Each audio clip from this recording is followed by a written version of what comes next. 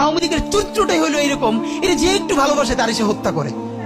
শহীদ president Ziaur Rahman Sheikh হাসিনাকে দেশে আসার অনুমতি দিছিলেন, সুযোগ দিছিলেন এবং বলছে থাক সবাই রাজনীতি করুক। আসার 1 মাসের মধ্যে জিয়াউর রহমান শহীদ হয়ে গেছে, 13 দিনের মধ্যে। এবার দেখেন এই যে আমরা এখন যারা সবাই করতেছি, সুতরাং এটা একটা বিষ। এই বিষের সাথে আমরা কিভাবে লড়াই করব? জাতীয় ঐক্যমত্য তৈরি করতে হবে। সুতরাং পলিটিক্যাল পার্টি এবং সবার প্রতি একটা কথা, প্লিজ আপনারা বিএনপি কে শতভাগ কর্নার করে দিয়েন না। বিএনপি এই আধিপত্যবাদ বিরোধী লড়াইয়ের জন্য আমাদের একটা বড় শক্তি। এই শক্তিকে এত বেশি কর্নার করা যাবে না যাতে তারা গিয়ে আওয়ামী লীগের হাত ধরে ফেলে। তারা যদি আওয়ামী লীগের হাত ধরে ফেলে তাহলে লড়াইটা তো আমাদের জন্য আরো কঠিন হয়ে যাবে। বরং বিএনপির প্রতি আমাদের চ্যালেঞ্জ হলো, যেই বিএনপি বাকশালী সংবিধানের প্রতি প্রেম দেখাবে তারে শহীদ জিয়ার ছবিটা সামনে এনে বলতে হবে যে এই বাকশালী সংবিধান তো জিয়াউর রহমানই ছুঁড়ে মারছিল। বেগম জিয়া বলেছেন এই সংবিধানকে ছুঁড়ে ফেলা হবে।